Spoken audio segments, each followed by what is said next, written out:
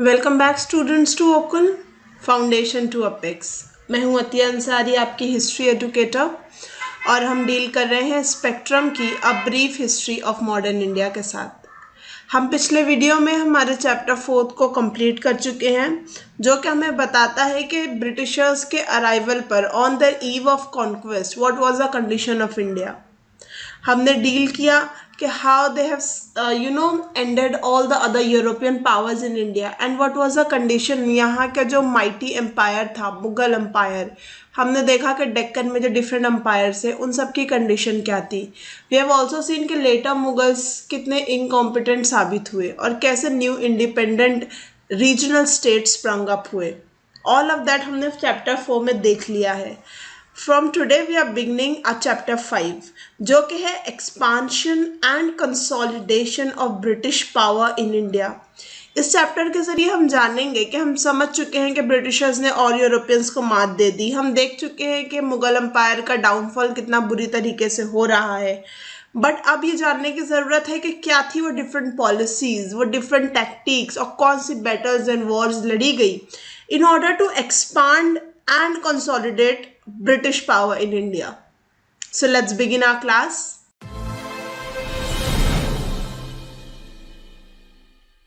So that is chapter 5 of expansion and consolidation of British power in India. हम पहले जानेंगे British की imperial history के बारे में। इम्पेरियल हिस्ट्री यानी उन्होंने कैसे इम्पेरियलिज्म न सिर्फ इंडिया में बढ़ाया बल्कि ओवरऑल उनकी क्या हिस्ट्री रही है with regard to the world, और ऐसा क्या हुआ कि वो इंडिया की तरफ आते हैं। So the entire imperial history of Britain can be periodized into two phases. मतलब जो उनकी हिस्ट्री है about colonization and imperial outlook, उसे हम बेसिकली दो फेजेस में बांट सकते हैं। जो पहला फेज है या फिर जो फर्स्ट एम्पायर कहा जाएगा ब्रिटिशर्स का, वो था across the Atlantic towards the America, यानी अटलांटिक ओशन से लेकर अमेरिका की तरफ उनका ये एम्पायर जाता था और इवन ये वेस्ट इंडीज़ को भी कवर करता था। हम ये बात कर रहे हैं कि इंडिया में आने से पहले ब्रिटिश एम्पीरियल जो पावर थी वो किस एरिया में थी। लेकिन हम देखते हैं कि 1783 आते आते पीस ऑफ पेरिस होगा, या ट्रीटी ऑफ पेरिस भी जिसे कहा जाता है, ये होगा। क्या था ये ट्रीटी?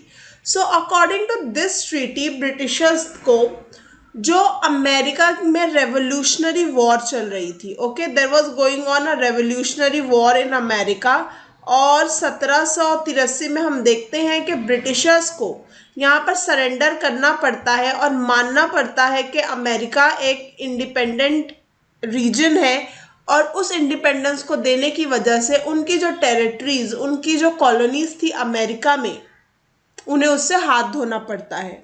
और इसी वक्त हम देखेंगे कि जब यहाँ से अमेरिका से उनका स्ट्रॉन्ग होल्ड ख़त्म होगा, सो वो कैसे they are going to swing, वो लोग किस तरीके से टुवर्ड्स द ईस्ट एशिया और अफ्रीका की तरफ आने लगते हैं, और इसी वजह से वो भारत में उनकी इम्पेरियल ताकत और बढ़ती है, साथ ही साथ उनका इंटरेस्ट भी बढ़ जाता है यहाँ पर अपनी कॉलोनी को और स्ट्रॉन्ग करने में।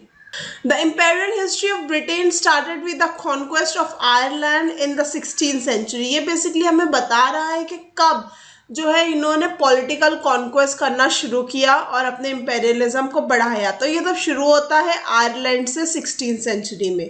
उसके बाद हम देखते हैं the English then sprang up as the new Romans. ये जो टर्म है न्यू रोमन, इसका क्या मतलब होता है? सो अगर हम हिस्ट्री पढ़ेंगे यूरोप की या फिर दुनिया की भी, तो हमें ये बात समझ में आएगी कि रोमन एम्पायर जो था, जो रोमन लोग थे, वो अपने आप को सिविलाइज्ड, हाईएस्ट सिविलाइज्ड पर्सन के तौर पर मानते थे। जैसे हमने व्हाइट मैन्स बर्डन देखा था, सिमिलर टू दैट। सो उन लोगों की they were charged with this civilizing so called backward races. मतलब इनका मानना था कि हम जो है हाईएस्ट रेस है, हम सबसे ज़्यादा सिविलाइज लोग हैं, और ये हमारी रिस्पॉन्सिबिलिटी है कि हमें जाकर दुनिया के जो पिछड़े लोग हैं, बैकवर्ड लोग हैं, उन्हें सिविलाइज करना है, उन्हें बेहतर बनाना है। ये था रोमन का आउटलुक। इसी आउटलुक के साथ अब इंग्लिश जो है डिफरेंट कॉलोनीज में जाएंगे और यही दलील पेश करेंगे कि you know what, we have come here to civilise you. आप लोग तो बारबेरिक है, you all are barbaric and we have come here to civilise you. ये उनका पॉइंट ऑफ व्यू होगा with regard to coming to the different nations around the world. And इसके लिए हम देखेंगे कि जो पोस्ट एनलाइटमेंट इंटेलेक्चुअल्स है ब्रिटेन के इन पर्टिकुलर और यूरोप के भी इन जनरल, वो अपने आप को सर्टिफाई करने लगेंगे एज सिविलाइज्ड विजावी जो हमारे ओरिएंट पीपल होंगे, जो हमारे ईस्ट के लोग होंगे, उन्हें of course they are going to consider barbaric. और owing to various spatial and situational forces, the nature of imperial ideology of Britain changed over time। हम देखेंगे कि जो उनकी आइडियोलॉजी है ओवर टाइम चेंज होगी, बट जो उसके फंडामेंटल्स है, जो उसके ग्राउंड पॉइंट्स है, वो नहीं बदलेंगे, it's going to stay the same. हम देखेंगे कि टिल द एंड जो है उनका रेशियल डिस्क्रिमिनेशन चलता रहेगा। इवन इंडिया में आने के बाद वो ब्राउन्स एंड वाइट्स में डिस्क्रिमिनेशन करेंगे, वो यूरोपियंस एंड नेटिव्स में डिस्क्रिप्शन करेंगे, and that is going to go on, वो कभी नहीं बदलेगा। लेट्स सी, जो ब्रिटिश का कॉन्क्वेस्ट था, और यहाँ पर हमारा मतलब है ऑफ कोर्स इंडिया में जो उन्होंने इम्पेरियलिज्म फैलाया और जो इंडिया को उन्होंने अपनी कॉलोनी बनाया और इवेंचुअली कैसे पॉलिटिकल कंट्रोल हासिल किया, हम उसकी बात कर रहे हैं। कॉन्क्वेस्ट से यहाँ पर इसका मतलब ये है। सो ये एक्सीडेंटल था या इंटेंशनल था? दैट मीन्स क्या ये by chance they got it, और उनके फुल ऑन प्लान्स थे कि we are going to go to India और हमें यहाँ पर ट्रेडर्स बनकर जाना है, देन हम किंग मेकर्स बनेंगे, देन हम पॉलिटिकल कंट्रोल हासिल करेंगे, हेजीमनी हासिल करेंगे। सो यहाँ पे जो हिस्टोरियंस है बटे हुए हैं, they have debated over the fundamental query, जो एकदम बेसिक क्वेश्चन है कि ये एक्सीडेंटल था या इंटेंशनल था। सो ये जो है बहुत ज़्यादा ही डिबेटेड क्वेश्चन है। जॉन सीले एक बहुत ही फेमस ब्रिटिश हिस्टोरियन है, इनका कहना है conquest of India was made blindly, unintentionally and accidentally. इनका कहना है कि ब्रिटिशर्स ने कभी प्लान नहीं किया था कि उन्हें इंडिया को कॉन्क्वेस्ट करना है, इंडिया को जीतना है। ये तो बस एक अनइंटेंशनल एक्सीडेंटली हो गया कि ब्रिटिशर्स के हाथ में इंडिया आ गया। And in a fit of absent mindedness, that means उनके कोई प्लान्स नहीं थे, they did not make any route map के okay this is how we are going to move ahead. इस school of thought, John Seeley की school of thought का मानना है कि ब्रिटिश कम टू ट्रेड, वो इंडिया में सिर्फ ट्रेड करने आए थे, and they had no desire, उनकी कोई विश नहीं थी कि वो यहाँ पे टेरिटरीज अक्वायर करें, और उनका सिर्फ एक ही मतलब था प्रॉफिट हासिल करना। लेकिन वो देखते हैं कि जो the English is argued were unwillingly drawn into the political turmoil created by Indian themselves। इनका कहना है कि उनका तो यहाँ पे सिर्फ मतलब ये था कि प्रॉफिट हासिल करें और अपना ट्रेडिंग करें, बट जो इंडिया में पॉलिटिकल टर्मोइल था, यानी यहाँ की जो सियासी हालात थे, यहाँ पे जो पॉलिटिक्स चल रही थी, वहाँ पे इतने प्रॉब्लम्स थे, इतने टर्मोइल थे कि उन्हें ना चाहते हुए भी खींचा गया इंडिया की पॉलिटिक्स में, और ये इंडियंस ने खुद किया, और हमें फोर्स किया गया कि हम यहाँ की टेरिटरीज को अक्वायर करें, otherwise Britishers had no intention to even get it. ये मानना है वन स्कूल ऑफ थॉट का। द अदर ग्रुप, जो एक दूसरा ग्रुप ऑफ हिस्टोरियंस है, उनका बिलीव है कि जब ब्रिटिशर्स इंडिया में आए थे तो उनका क्लियर इंटेंशन था कि they want to establish a large powerful empire, a plan with they completed by working on it. और उन्होंने इस प्लान को बहुत रिगरसली फॉलो किया, bit by bit, step by step उस पर फॉलो किया, सालों लगाए उसके लिए। और ये प्रोपेगेंडा को डिसमिस करते हैं कि उनका पीसफुल इंटेंट था, वो यहाँ पर पॉलिटिकल न्यूट्रलिटी चाहते थे, उनका कोई मकसद नहीं था यहाँ पर टेरिटोरियल एक्सपांशन करने का और एम्पायर बिल्ड करने का। दे से अदर ग्रुप ऑफ हिस्टोरियंस कि दे कंप्लीटली हैड अ प्लान, और उन्होंने उसे रिगरसली फॉलो किया, और उसका नतीजा आखिरकार यही हुआ कि उन्हें इंडिया में कॉन्क्वेस्ट मिली। और इन दोनों स्कूल के जो ओपिनियंस है, it appear to be over stating the view points. Of course ये दोनों अपने पॉइंट ऑफ व्यूज बताते हैं, बट हमें समझना होगा कि ये ब्लैक और वाइट नहीं था, it was a bit grey, दोनों के बीच की चीज़ें थी। इनिशियली परहैप्स अगर हम शुरू की बात करें तो हाँ ठीक है, कंपनी ऑफिशियल्स जो है स्टार्टेड एक्वायरिंग टेरिटरी अपने आप को प्रमोट करने के लिए और प्रोटेक्ट करने के लिए। हम ये समझ सकते हैं कि उनके जो ट्रेड इंटरेस्ट थे, उनको जो ट्रेडिंग करनी थी उसके लिए, उनकी हिफाजत के लिए उनके लिए भी ज़रूरी था कि वो कुछ हिस्से को प्रोटेक्ट करे, टेरिटरी को अपने अराउंड ले लें, दैट इज़ फाइन। बट जब उन्होंने देखा कि हाउ फैक्शनलाइज, कितना बटा हुआ है इंडिया की पॉलिटिकल सिचुएशन, उन्हें ये रियलाइज हुआ कि इट इज़ सो इजी कि हम एक लोकल रूलर को पिट कर दें, यानी उसके सामने खड़ा कर दें दूसरे रूलर को, एंड हम लोग कितनी आसानी से एक दूसरे के साथ लड़ते थे। नेबरिंग जो स्टेट्स थे हमारे इंडिया में at that time, they were just fighting with each other all the time. और ये रियलाइज कर लिया ब्रिटिशर्स ने, हमारी कमजोरी उन्हें समझ में आ गई, एंड तभी वो शुरू करते हैं, they began to interfere where, हमारी लोकल पॉलिटिक्स में। और इसी प्रोसेस में उनके इंटरफेरेंस के चलते चलते वो इसके मास्टर हो जाते हैं और हमारी टेरिटरीज अक्वायर करने लगते हैं। लेकिन हम देखेंगे कि ऐसा चलता जाएगा कुछ वक्त तक, और जो ब्रिटिश पॉलिटिशियंस होंगे ब्रिटेन में, और जो उनके एडमिनिस्ट्रेटर्स होंगे जो उनके जरिए भेजे जाएंगे, अब वो समझ चुके हैं कि हमारी क्या प्रॉब्लम है। अब वो इंडिया में वर्क करेंगे एक बिल्कुल क्लियर कट पॉइंट के साथ, क्लियर कट डिजायर के साथ, और with a plan to acquire territories, and अब वो बनाएंगे एक अंपायर इंडिया में।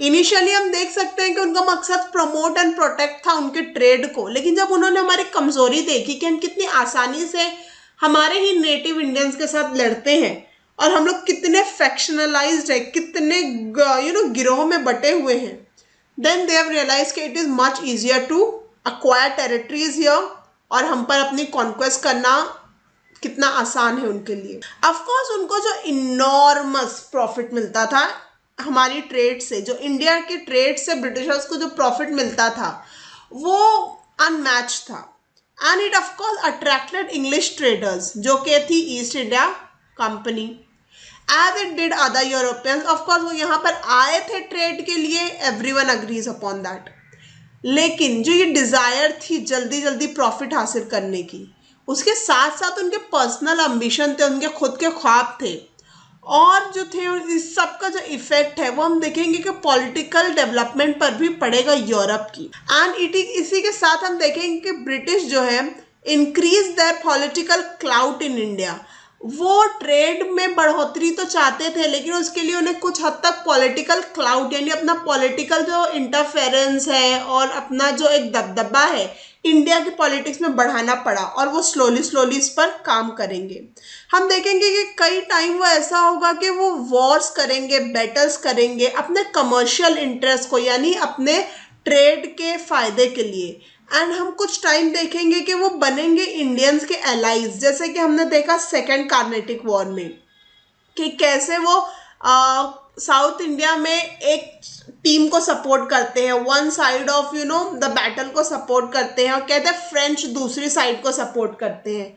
तो अलाय बनना यानी उनका सपोर्टर बनना, उनका साथ देना। Then BL Grover, very noted historians, इनका कहना है कि Lord Wellesley restored the aggressive application of the subsidiary alliance system to extend British dominion India as a defensive countermeasure against the imperialistic design of France and Russia. So यहाँ पर BL Grover कहते हैं कि Lord Wellesley ने जब subsidiary alliance जो है एक सिस्टम होगा जो ब्रिटिशर्स इंडिया में लागू करेंगे। इस सिस्टम के जरिए, इस पॉलिसी के जरिए ऐसा होगा, अगर मैं आपको शॉर्ट में बताऊं कि जो भी नेटिव राजा हमारा ब्रिटिशर्स के साथ सब्सिडरी अलायंस साइन कर लेगा, सो वो और ब्रिटिशर्स ऐसे हो जाएंगे कि जो ब्रिटिशर्स का दोस्त है वो उनका दोस्त, जो ब्रिटिशर्स का दुश्मन वो उनका दुश्मन, और कोई भी राजा जो है अपने डिसीजन की वजह से किसी भी दूसरे राजा के साथ रिलेशन मेंटेन नहीं कर पाएगा। साथ ही साथ जो राजा होगा उसे एक अमाउंट पे करना होगा ब्रिटिशर्स की आर्मी को विथस्टैंड करने के लिए। साथ ही साथ एक ब्रिटिशर्स का कॉरेस्पॉन्डेंट हमेशा राजा के दरबार में होगा, जिसकी वजह से ब्रिटिशर्स को हर वक्त पता चल पाएगा कि राजा के दरबार में क्या हो रहा है। और ऐसी बहुत सी अलग अलग पॉलिसीज थी सब्सिडरी अलायंस सिस्टम के जरिए। सो बेसिकली ये एक तरीके का सपोर्टिंग सिस्टम था, लेकिन ये नेटिव्स के बहुत ही खिलाफ काम करता था। तो जब वेलेस्ली ने ये सिस्टम लाया, सो इनका मकसद क्या था कि ब्रिटिश डोमिनियन को इंडिया में बढ़ाना, और ये एक तरीके का डिफेंसिव मेजर था, एक तरीके का रिप्लाई था किसके खिलाफ, जो इंपेरियलिस्टिक डिजाइन फ्रांस और रशिया की तरफ से चल रहा था ओवर द वर्ल्ड। सो इसके जवाब में उन्होंने चाहा कि अगर हम सब्सिडरी अलायंस कर दें और पहले ही एक तरीके के समझौते में आ जाए इंडिया के नेटिव रूलर्स के जरिए, सो अगर फ्रांस और रशिया यहाँ पर आना भी चाहें और अपना पॉलिसीज आगे बढ़ाए, तो भी हम एक तरीके से सेफ साइड में होंगे।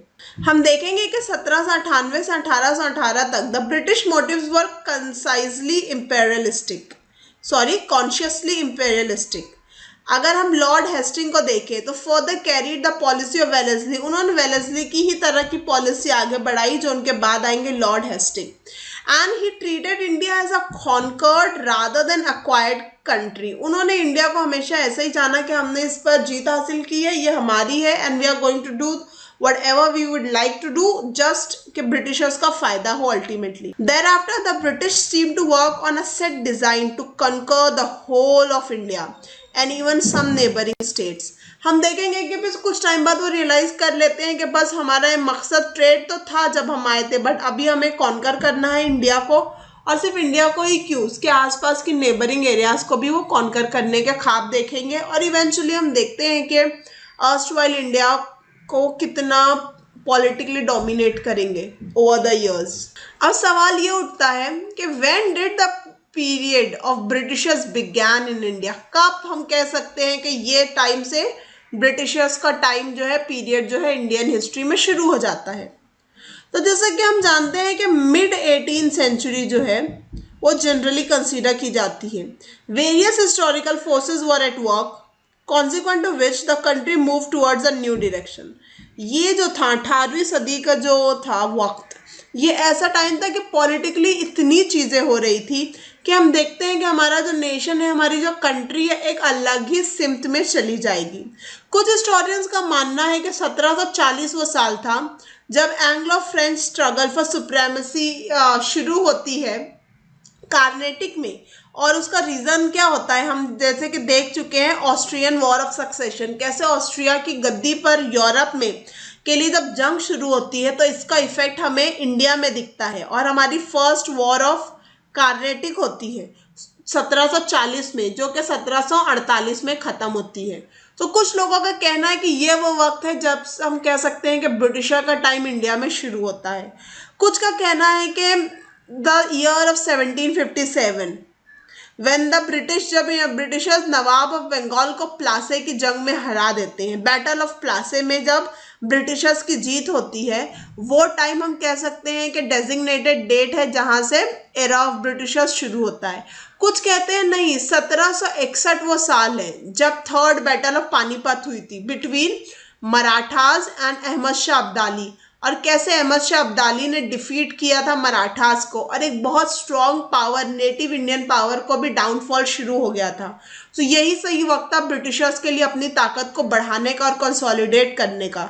सो कुछ का कहना है कि ये वो टाइम था जब उनका ब्रिटिशर्स का फेज इंडियन हिस्ट्री में शुरू होता है। हाउएवर ये सब जो क्रोनोलॉजिकल लैंडमार्क्स है somewhat arbitrary because the political transformation which began इस टाइम के अराउंड, इसने ऑलमोस्ट 80 years लिए टू कंप्लीट होने में। अगर हम देखें कि अगर हम 1761 की बात करें, so the British would certainly come to mind, क्योंकि यहाँ पर अब उन्हें क्या है, उनको विक्ट्री मिल चुकी है नवाब ऑफ बंगाल के खिलाफ और साथ ही साथ फ्रेंच के खिलाफ। अगर हम 1761 की बात करें तो फर्स्ट कार्नेटिक वॉर भी हो चुकी है, बैटल ऑफ प्लासे भी हो चुकी है। अब वो रियलाइज कर रहे हैं कि ठीक है, हमारे पास पावर आ गई है, हम दो इम्पोर्टेंट लोगों को हरा चुके हैं, बट उन्हें यह भी समझना होगा कि we would not entirely write off the Marathas and would probably also consider prospects of Haidar Ali. Battle of Plassey और कार्नेटिक के बाद भी मराठास और मैसूर के हैदर अली, बहुत दो इम्पॉर्टेंट पावर ऑफ इंडिया अभी भी इंटैक्ट हैं। सो वो अभी डायरेक्टली नहीं कह सकते कि now we are the ruler of India, they still have very strong to Indian native rulers. अगर हम इसे कहें कि this was the period of Indian history, we did probably be mistake, to interpret it in terms of what we know in the present. हम specifically एक point को नहीं कह सकते कि इस डेट से ये बदला है। हाँ, हम ये कह सकते हैं कि दिस इज द पीरियड, इसमें पॉलिटिकली बहुत चार्ज्ड पीरियड था and things went ahead and कैसे चीज़ें बदली, बट हम एक पिन पॉइंट नहीं कर सकते एक डेट को जहाँ से सब कुछ बदला, क्योंकि हम देखते हैं कि हर चीज़ दूसरे से कैसे रिलेटेड है। नॉनदलेस जो सर्कमस्टांसेस थे जिसके अंदर ब्रिटिश ने सक्सीड किया, ये बहुत क्लियर नहीं है एंड कुछ जो है बहुत बॉटलनेक्स थी, मतलब बहुत हेड टू हेड चीज़ें हुई which they faced. It is this paradox which makes the cause of British success in establishing an empire in India a matter of considerable interest. यही सब जो सिचुएशंस थी, ये जो टाइम पीरियड था और कैसे इसमें ब्रिटिशर्स जीतते हैं, कैसे वो अपने कंपेटिटर्स को हराते हैं and how things go ahead, ये सब है जो लोगों को इतना इंटरेस्टेड कर देती है इस चीज़ को जानने में कि आखिर कैसे ब्रिटिशर्स ने क्या प्लान्स किए कि वो इंडिया के इतने बड़े रूलर्स बन गए, वो इम्पेरियल पावर बनकर उभरे, कैसे चीज़ें टर्न आउट हुई। ये सब जो है लोगों को बहुत ज़्यादा इंटरेस्ट करते हैं एंड पीपल रियली वंडर कि एक्चुअल में इंडिया में क्या हुआ था। सो लेट्स लर्न क्या हुआ था एक्चुअल में इंडिया में और क्या थे कॉजेज कि ब्रिटिशर्स को सक्सेस मिली इंडिया में। सो अगर हम पूरे प्रोसेस ऑफ एक्सपांशन को देखें और उनके कैसे उन्होंने यहाँ पे अपनी मजबूती बढ़ाई, अपनी पावर यहाँ पे इंडिया में बनाई, जिसके लिए उन्हें ऑलमोस्ट एक सदी लग गई। सो उन्होंने ऑफकोर्स डिप्लोमेसी अपनाई, साथ ही साथ उन्होंने अपनी मिलिट्री टैक्टिक्स को भी अपनाया। ऐसा नहीं था कि वो लोग सिर्फ पॉलिसीज बना रहे थे, हम जानते हैं कि मिलिट्री में भी वो कितने एडवांस थे और कितने राइटफुली उन्होंने चीज़ें की, टैक्टिक्स बनाई। और इन दोनों मैकेनिज्म को हम समझेंगे। बोथ वॉर यानी उनकी मिलिट्री और एडमिनिस्ट्रेटिव पॉलिसीज यानी जो उनकी डिप्लोमेटिक पॉलिसीज थी, दोनों यूज की गई ब्रिटिशर्स के जरिए इंडिया में अपनी पावर को बढ़ाने में और वेरियस किंगडम ऑफ इंडियाज को हरा कर फाइनली अपने आप को यहाँ पर कंसोलिडेट करने के लिए। ब्रिटिशर्स जो थे वो बिल्कुल पीछे नहीं हटते थे किसी भी सिचुएशन का फ़ायदा उठाने के लिए, उसे एक्सप्लॉइट करने के लिए, या फिर कोई रीजनल रूलर अगर उनके रास्ते में आए तो या तो उसके साथ कोई ट्रीटी कर ली जाती थी या उसे हरा दिया जाता था। And they were not thinking about is it moral और नॉट, दे जस्ट वांटेड कि डिप्लोमेसी से या वॉर से उन्हें चीज़ें हासिल करनी है। द कॉजेशनल फोर्सेस एंड फैक्टर्स जो एक्चुअली उनकी सक्सेस के लिए जिम्मेदार हैं वो हम जानेंगे।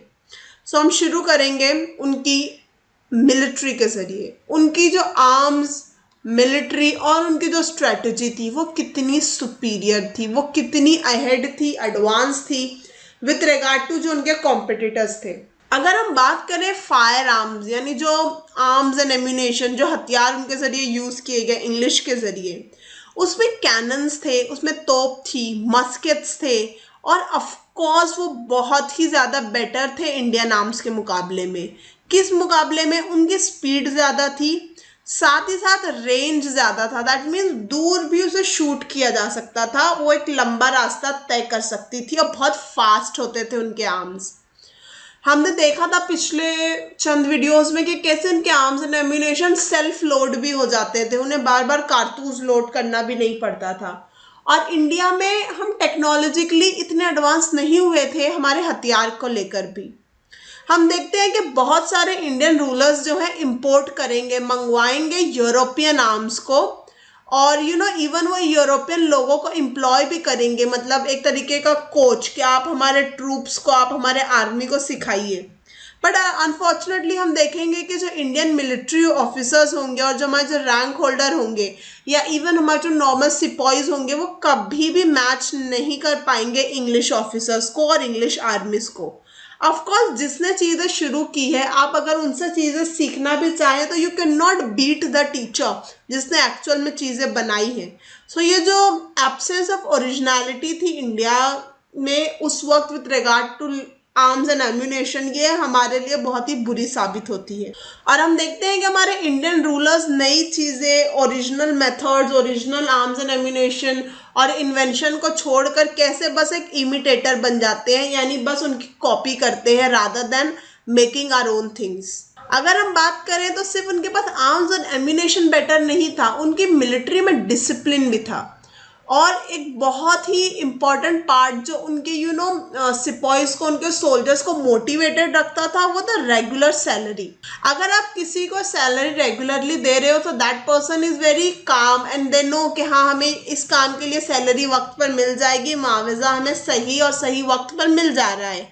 लेकिन अगर आप किसी इंसान से सिर्फ काम करवा रहे हैं और उन्हें सैलरी सही दाम भी नहीं है और सही वक्त पर भी नहीं मिल रही है, तो एक तरीके से मोटिवेशन लैक हो जाता है और उनके काम पर भी उसका इफेक्ट डेफिनेटली दिखता है। यही हुआ इंडिया में। जो पेमेंट ऑफ सैलरीज थी वो बहुत स्ट्रिक्ट रेजीम के साथ ब्रिटिश आर्मी में चलती थी और बहुत डिसिप्लिन मैनर में। उसकी वजह से जो इंग्लिश कंपनी थी उन्होंने इंश्योर किया कि उनके ट्रूप्स अगर लॉयल रहे, अगर उन्हें अपनी फौज को, अपने लोगों को लॉयल रखना है, सो उन्हें ये करना होगा कि सैलरी सही टाइम पर देनी है। वहीं अगर हम इंडियन रूलर्स की बात करें तो उनके पास उतनी इनफ मनी ही नहीं थी कि वो एट करेक्ट टाइम अपने ट्रूप्स को सैलरी दे पाए। हम देखेंगे इवन मराठास के केस में कि एट टाइम्स वो क्या करते थे, अपनी मिलिट्री कैंपेन को बोलते थे कि you go and collect the revenue, आप जाके टैक्स जमा करो एंड यही आपका पेमेंट होगा for your work. Indian rulers थे जो इतने ज़्यादा डिपेंडेंट थे मर्सिनरीज पर। अब सवाल आता है कि मर्सिनरी क्या होता है। तो मर्सिनरी ये होता है कि वो आपकी आर्मी का पार्ट नहीं होंगे, ऐसे सिपाही वो आपकी आर्मी का पार्ट नहीं होंगे, वो आपको एक तरीके से आप कह सकते हैं कि कॉन्ट्रैक्ट पर आपके लिए जंग लड़ेंगे। ठीक है, ये मेरी आर्मी का पार्ट नहीं है, लेकिन अगर मुझे सिपाही की ज़रूरत है तो मैं एक तरीके से उन लोगों को रेंट पर या कॉन्ट्रैक्ट पर कहूंगी कि आप मेरे लिए ये जंग लड़िए। सो ये जो मर्सिनरीज होते थे ये ऑफ कोर्स आपके लिए लॉयल नहीं होंगे, ये रिबेलियस भी हो सकते हैं और ये जब चाहे जो उन्हें बेहतर दाम देगा, वो आपका अपोनेंट ही क्यों ना हो, आपका दुश्मन ही क्यों ना हो, उन्हें ज्वाइन कर लेंगे because they don't have loyalty to any particular army, right. वो उनका मेन मकसद है मनी। आप उन्हें जितना पैसा देंगे वो आपके साथ होगा, अदरवाइज अगर आपका अपोनेंट आपको उन्हें दे रहा है पैसा तो they are going to go ahead with them. So India में एक बहुत बड़ा प्रॉब्लम था दिस मर्सिनरीज का भी, जो हमारे सिपाहीज को कॉन्ट्रैक्ट पर लिया जाता था। अगर हम बात करें कि हमारे यहाँ रिक्रूटमेंट कैसे होता था आर्मी में, तो ब्रिटिशर्स में बड़ा ही फेयर सिलेक्शन था। अगर आपके पास मेरिट है तो आपका आर्मी में लिया जाएगा। Okay, basis totally on the reliability कि आप पर कितना भरोसा किया जा सकता है और आपके पास कितनी स्किल है, आप कितने टैलेंटेड हो। लेकिन इंडिया में ये था हेरिडिटरी, डिपेंड्स अपॉन आप कौन सी कास्ट से बिलोंग करते हो, डिपेंड्स अपॉन कि आप मेरे खानदान के हो कि नहीं, आप मेरे क्लैन के टाइज में आते हो या नहीं। All these thing led India to absolute darkness. हमारे यहाँ देखा गया कि they themselves were subject to strict discipline, not here Britain में, कि इवन जो रिक्रूटर्स थे उन्हें बहुत डिसिप्लिन से रहना होता था और they were very objective of the campaign. उन्हें पता होता था उन्हें किस काम के लिए किस बंदे को लेना है, depending upon the merit and depending upon the skills. और इसका अपोजिट कॉन्ट्रास्ट था इंडिया में। यहाँ के जो हमारे एडमिनिस्ट्रेटर्स थे, हमारे जो मिलिट्री ऑफिसर्स थे, ये अपॉइंट होते थे on the basis of caste and personal relation, कि आपका राजा के साथ कैसा रिलेशन है, आपकी फैमिली के कितने टाइज है नोबिलिटी के साथ, ऑल ऑफ दैट। और इसकी वजह से हम मेरिट को नज़रअंदाज करते थे, एबिलिटी को नहीं देखते थे। और इसका नतीजा क्या होगा कि हमारा कॉम्पिटेंस जो था बहुत ही डाउटफुल था। हमारी आर्मी का जो ओवरऑल कॉम्पिटेंस था, ओवरऑल जो पावर थी वो कम थी and they often tended to be rebellious and disloyal in order to pursue their own interest. और बहुत बार हम ऐसा देखते हैं कि हमारे ही जो आर्मी के लोग हैं, हमारे ही सिपाही, हमारे ही एडमिनिस्ट्रेटर्स और कमांडर्स अपने पर्सनल गेन की वजह से डिसलॉयल्टी कर देते हैं किंग के साथ और उन्हें छोड़कर चले जाते हैं। हमारी जो लीडरशिप थी वो भी बहुत ज़्यादा डाउटफुल थी और ब्रिटिशर्स के हैड ब्रिलियंट लीडरशिप, और उसके साथ जो उन्हें सपोर्ट था बहुत इंपॉर्टेंट है second line of leaders. India ने देखा कि हमारा जो फर्स्ट लाइन ऑफ लीडरशिप थी वो बहुत ब्रेव, बहुत गेलेंट, बहुत लॉयल, इंटेलिजेंट, लेकिन हमारे पास सेकेंड लाइन ऑफ लीडर्स नहीं थे। क्या मतलब होता है इसका? अगर हम ब्रिटिशर्स की बात करें तो वहाँ पर Clive, Hasting, Elphinstone, Munro, Marquis of Dalhousie and so on, ये सब नाम है उनके ग्रेट ग्रेट लीडर्स के, जिनके पास रेयर क्वालिटी थी लीडरशिप की। लेकिन उनका सबसे बड़ा एडवांटेज क्या था, उनके पास एक सेकेंडरी लीडरशिप थी। मतलब कि अगर जस्ट इन केस उनके फर्स्ट लीडरशिप को कुछ हो जाता है तो फौरन टेक ओवर कर लिया जाएगा सेकंड लीडरशिप के जरिए, जिसमें थे sir Eyre Coote, Lord lake, Arthur Wellesley, और ये सब रेडी थे कि जस्ट सिचुएशन आएगी एंड दे नो कि उन्हें कैसे टेक ओवर करना है। और इनका रीजन ये नहीं था कि हमें लीडर बनना है, वो लोग काम कर रहे थे अपने देश के लिए, अपने देश की ग्लोरी के लिए। हमारे इंडियन साइड पे बहुत ज़्यादा ही ब्रिलियंट लीडर थे। अगर हम बात करें हैदर अली ऑफ मैसूर की, द ग्रेट टीपू सुल्तान, अगर हम बात करें चिन कुलिश खान की, मराठास में Madhurao Shinde, Yashwantrao Holkar, all were really great gallant leaders. But हम क्या लैक करते थे, हमारे में क्या कमी थी? हमारे यहाँ team of second line trained personnel नहीं था कि just in case if situation comes तो किन्हें टेक ओवर करना है। हमारे यहाँ वो सेकेंड लाइन एब्सेंट थी। और जो बहुत बड़ी मुश्किल थी हमारे साथ वो ये थी कि we were fighting against one another. जितना हम ब्रिटिशर्स से लड़ रहे थे उससे ज़्यादा हम एक दूसरे से लड़ रहे थे, एंड इसकी वजह से हम हमारी एनर्जी, हमारी स्पिरिट, हमारी पावर को वेस्ट कर रहे थे to fight with each other. और हम ये भी देखते हैं कि बहुत वक्त ऐसे भी आएंगे कि जब हम खुद ही ब्रिटिशर्स को सपोर्ट करेंगे अगेंस्ट हमारे नेबरिंग रूलर्स के साथ, क्योंकि यहाँ पे नेबरिंग वॉरफेयर इतनी ज़्यादा थी। ऑफ कोर्स कुछ भी नहीं चल सकता without having a good financial backup. Money, simple words, money. You need support, you need financial support किसी भी चीज़ के लिए, आपके सोल्जर्स की पेमेंट के लिए, आर्म्स एंड एम्यूनेशन के लिए, फोर्टिफाई करने के लिए चीज़ों को, for everything you need money. और हम देखेंगे कि income of the company was adequate. इतनी इनकम उन्हें इंडियन ट्रेड से, इतना पैसा उन्हें मिल रहा था कि उनके जो शेयर होल्डर्स थे उनको तो हैंडसम यानी अच्छा खासा अमाउंट जाता ही था, जिसकी वजह से उसके बावजूद भी उनके पास इतना पैसा बच जाता था कि उनकी जो भी वॉर्स है इंडिया में वो आसानी से उसे स्पॉन्सर कर पाए।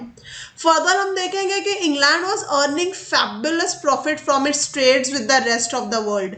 और ऐसा नहीं है कि सिर्फ इंडिया की ट्रेड, उनकी रेस्ट ऑफ द वर्ल्ड में भी बहुत ट्रेड चल रही थी और उनके पास इतना इनफ प्रॉफिट था कि वो शेयर होल्डर्स को अच्छे पैसे देने के बाद भी अपनी वॉर्स लड़ सके। और ये जो vast amount of resources, money, material and man था, वो सब अवेलेबल था to the British in times of need. उनके पैसे की वजह से उन्हें हर चीज़ अवेलेबल थी whenever they need it, and thanks to the sea power superiority. हम नहीं भूल सकते कि उनकी नेवल सुपीरियोरिटी की वजह से उन्हें कितना फ़ायदा हुआ सारे यूरोपियंस पावर को इंडिया से निकालने के लिए, और साथ ही साथ इंडिया के सभी कोस्ट पर अपना दबदबा बढ़ाने के लिए और फाइनली कंसोलिडेट करने के लिए। एक पॉइंट जो ब्रिटिशर्स को रियली मोटिवेट करता था अपनी जंग लड़ने में, वो थी उनकी नेशनलिस्ट प्राइड। अपने देश के लिए जो उन्हें प्राइड था, जो गर्व था, और उन्हें जो अपने मुल्क के लिए कुछ करना था। ऑफ कोर्स वो इकोनॉमिकली बहुत थ्राइविंग थे, इकोनॉमिकली उनके पास कोई प्रॉब्लम नहीं थी और British people were very happy with regard to their economy. लेकिन वो जो थे they were believing in material advancement and proud of the national glory. उन्हें अपने देश पर बहुत ही ज़्यादा गर्व था, एंड वो फेस कर रहे थे हमें इंडियंस को, जो कौन थे, जो उस वक्त इकोनॉमिकली वीक थे, and we were divided amongst ourselves. हम इतने टुकड़ों में बटे हुए थे, कास्ट के नाम पर, रिलीजन के नाम पर, क्लास के नाम पर, इवन क्लैन के नाम पर, नेशनल ट्राइब्स के नाम पर, कि it was very easy for them, क्योंकि हम बटे हुए थे और वो एकजुट थे। सो जो यूनिफाइड पॉलिटिकल नेशनलिज्म है वो इंडिया लैक कर रहा था, बट ब्रिटिश हैड दैट। उनमें वो प्राइड, वो ग्लोरी थी। और साथ ही साथ हमारे में जो था लैक ऑफ मटीरियलिस्टिक विजन, जो उनके पास विजन था with regard to their economy और मटीरियलिस्टिक जो उनके गोल्स थे, वो इंडिया लैक करता था। और ये एक बहुत बड़ा रीज़न बनता है उनकी सक्सेस के लिए इंडिया में। और हम बात कर रहे हैं इंग्लिश कंपनी की। These were all the different reasons जिसकी वजह से ब्रिटिशर्स को यहाँ पर सक्सेस मिलती है। और हमारा जो फैक्शनलिज्म है, हमारे जो टुकड़े हैं, हमारी जो lack of discipline in our army है और हमारे पास जो एडवांसमेंट नहीं है with regard to our navy, साथ ही साथ हमारे आर्म्स और एम्यूनेशन में, ये सब हमारे खिलाफ काम करता है. So that's it for today students. In our next class हम बात करेंगे स्पेसिफिकली कि how Britishers got Bengals in their hands और कौन से डिफरेंट बैटल्स एंड वॉर्स लड़नी पड़ी, क्या डिप्लोमेसी उन्हें करनी पड़ी और कैसे इतना important region of India that was Bengal उनके हाथ आता है, कैसे battle of Plassey, battle of Buxar all turns out and क्या बिहाइंड द सीन चीज़ें होती हैं. All of that will learn in our next class. Till then अगर आपने ओकुल को सब्सक्राइब नहीं किया है तो please do that and press that bell icon so that आपको न्यू वीडियोस की नोटिफिकेशंस मिलती रहे. If you have any question, any query, please write to us in the comment box. Will make sure कि उनका answer आपको मिले. If you have any suggestion for us, so please write to us so that we can improve ourselves. आप हमसे connect कर सकते हैं ओकुल की वेबसाइट के ज़रिए, Twitter, Facebook, Telegram channel and सभी चीज़ों की लिंक आपको नीचे डिस्क्रिप्शन में मिल जाएगी. And please don't forget to share this video with your friends and colleagues so that everyone can get benefit out of it. So that's it for today and I'll meet you in the next class. Till then, enjoy learning with Okul and have a very nice day.